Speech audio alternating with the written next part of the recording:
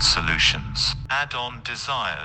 Hello viewers, welcome to Addod Solution Daily Current Affairs. I'm Lokesh Penugunda. This session is designed for aspirants who are preparing for banking, groups and such other competitive examinations. We'll cover news articles from both Hindu and the Indian Express. Make use of this session. Our first article, Pakistan to remain on the FATF grey list. So what is this FATF and what is this grey list? FATF stands for Financial Action Task Force. So it stands for Financial Action Task Force. This is a United Nations body set up by the G7 members in the year 1989. So in the year 1989, the G7 members in a summit has brought out this body, and later on it became the United Nations watchdog regarding the terror financing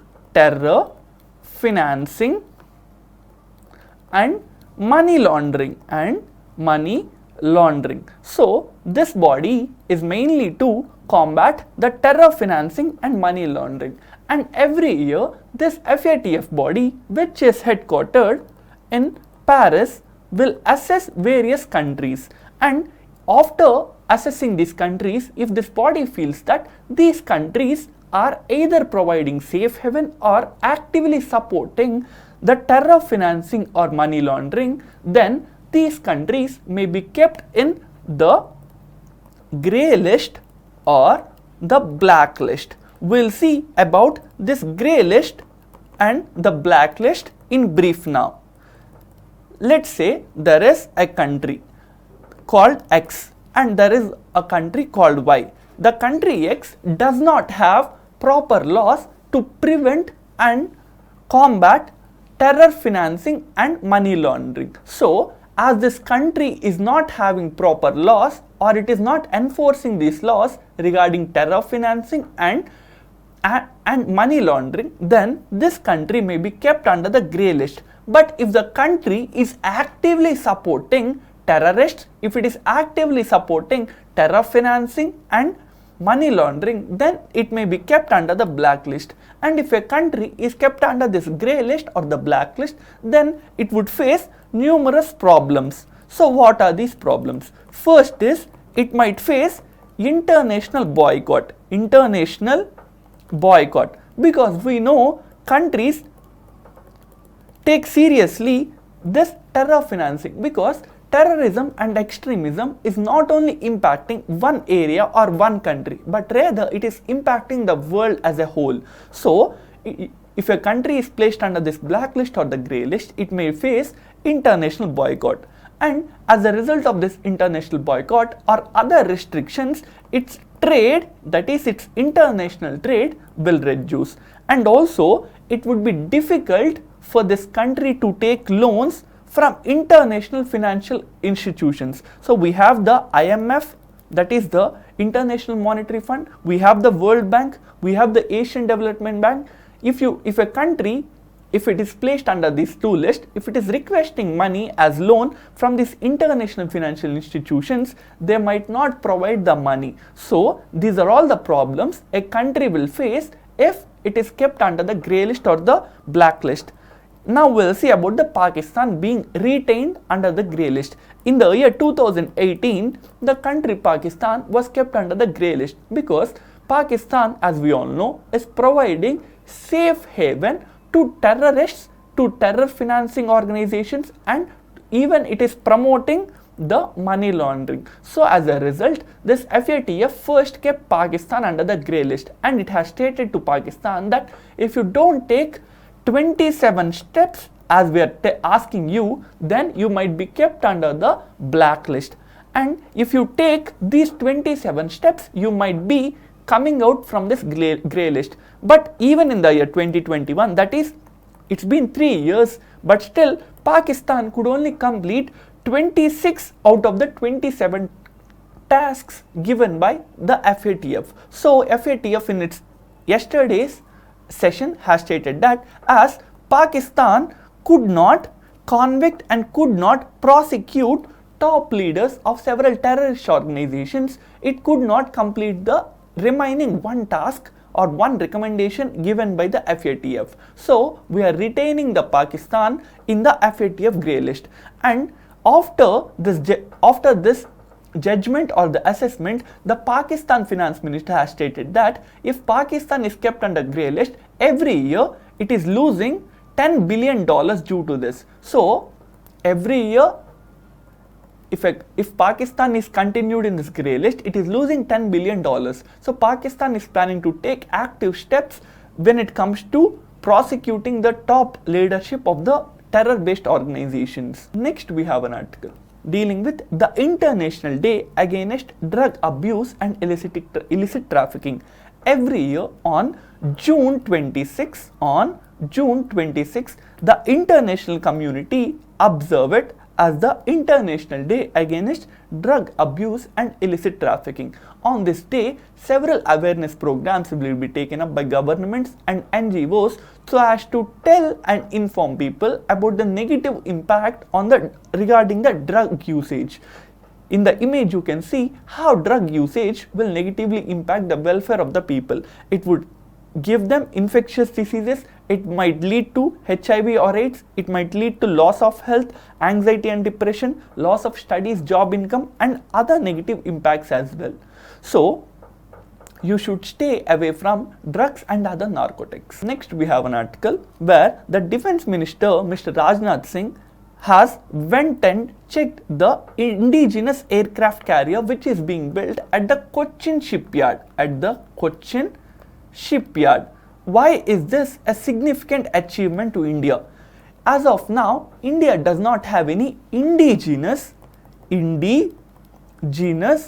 aircraft carriers. That means India as of now has not even produced one aircraft carrier locally. So whatever aircraft carriers we are currently using, we bought it or we have taken it from other countries on lease or on rental purposes.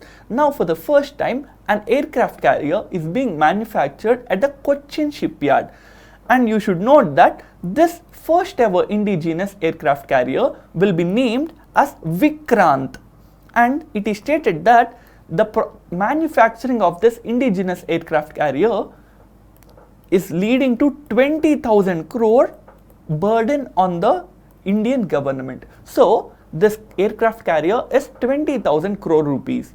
And also in this article, there is a mention about a project called as Project Seabird. So what is this Project Seabird that is mentioned in this article?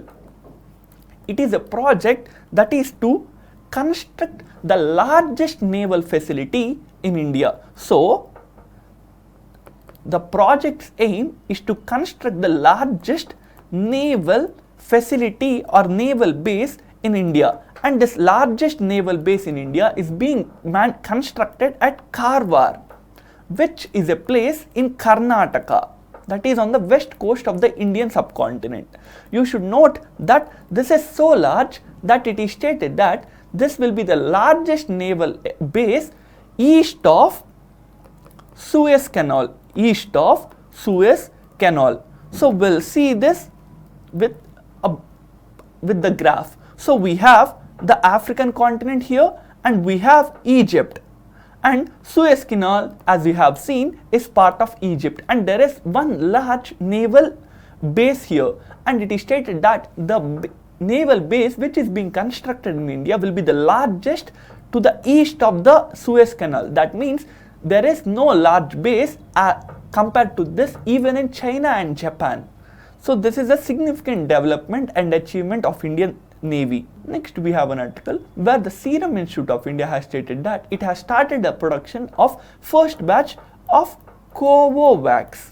So what is this Covovax? Covovax is the COVID vaccine developed by a United States pharmaceutical firm called as Novavax. So there is a US pharmaceutical firm called as the Novavax, and the COVID vaccine developed by this firm is named as Covovax, and this Covovax for the first time is being manufactured in India by the Serum Institute of India. Next, we have an article where several European leaders have condemned and criticized the Hungarian government's move to ban material which is promoting homosexuality. So we'll see about this. The Hungarian government has brought a law that is banning all material from the schools that might promote homosexuality, and European leaders, as we know, are very liberal, and they have been providing numerous rights to the LGBT community. So European leaders have stated have asked the Hungary to either respect the LGBT rights or leave the European Union body, which is a body of 27 European countries. Now we'll see about Hungary. Hungary, as you can see in this image, is a Central European country, and the capital of Hungary is Budapest. Its capital is Budapest.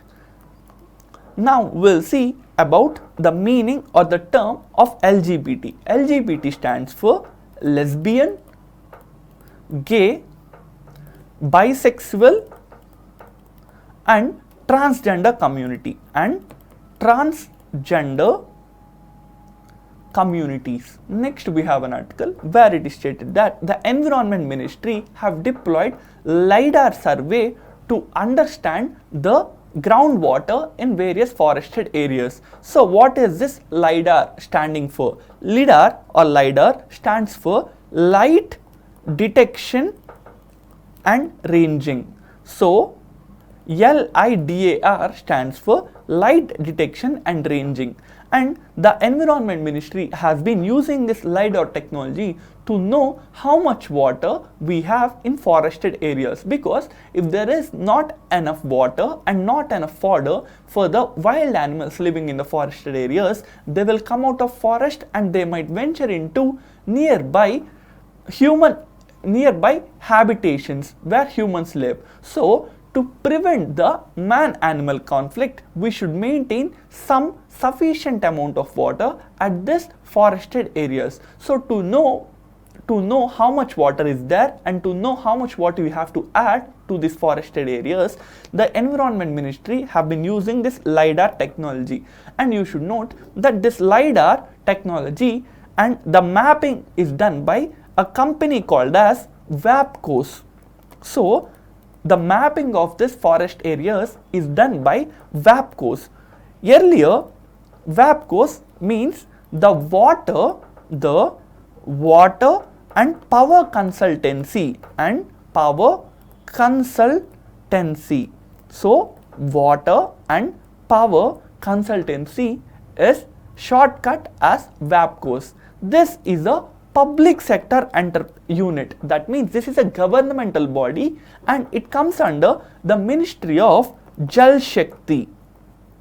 So we have the Ministry of Jal Shakti, and under it there is a public sector undertaking called as VAPCOS, and this VAPCOS have entered into an agreement with the Environment Ministry so as to report and assess the water levels of various forested areas in 10 states of the country. Next we have an article which is talking about the enhanced Pinaka rockets being test fired. So what is this Pinaka rockets?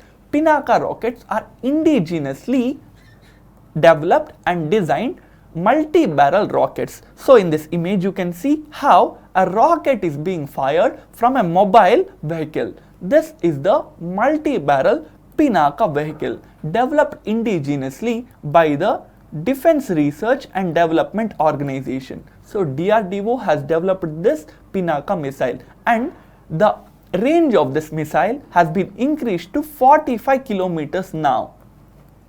And there was a test firing which was successful. Next we have an article dealing with Smart City Awards and the Smart Cities Missions Award. So what is the Smart Cities Mission or the Smart City Awards? In the year 2015, the Ministry of Housing and Urban Affairs has launched a project called as the Smart Cities Project. The objective of this project is to promote the economic growth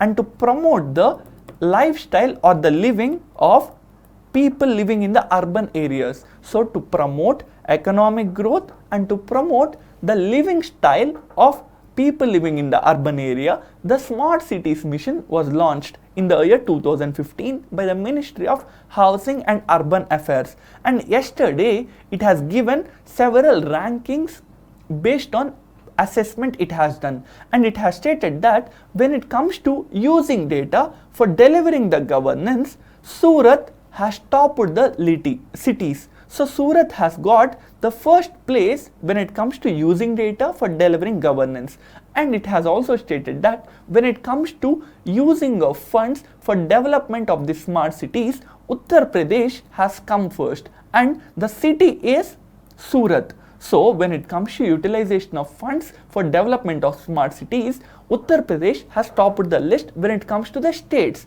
whereas when it comes to cities, it is the Surat city again which has topped the list when it comes to cities category. So this is with respect to this article. Next we have an article which is talking about Greyhounds. So what is this Greyhounds? Greyhounds is a special police establishment mainly to tackle left-wing extremism, and this is a special police establishment of Andhra Pradesh and Telangana. We have seen how Andhra Pradesh, Telangana along with its neighboring state of Odisha is infested with the left-wing extremism, and to prevent and to tackle this left-wing extremism or Naxalism, the Andhra Pradesh government way back in the 1990s has launched the Greyhounds project, where special police establishment will be established and the police officers or the force in this Greyhounds will be given huge training when it comes to jungle warfare. So they are elite forces who have capabilities to engage Maoists even in jungles, because they have been given jungle warfare training. And in the last 1-2 months we have seen how Greyhounds has brought down or have killed many Naxalites staying in the Andhra Pradesh and Odisha border. So Greyhounds is a elite left-wing extremism combating force of Andhra Pradesh and Telangana. And with this, we have come to the end of this session. Inform about Addod's initiative to your other aspirant friends. You can visit our website to attempt mock tests based on our daily current affairs sessions. Thank you for watching. Addod Solutions. Add-on Desires.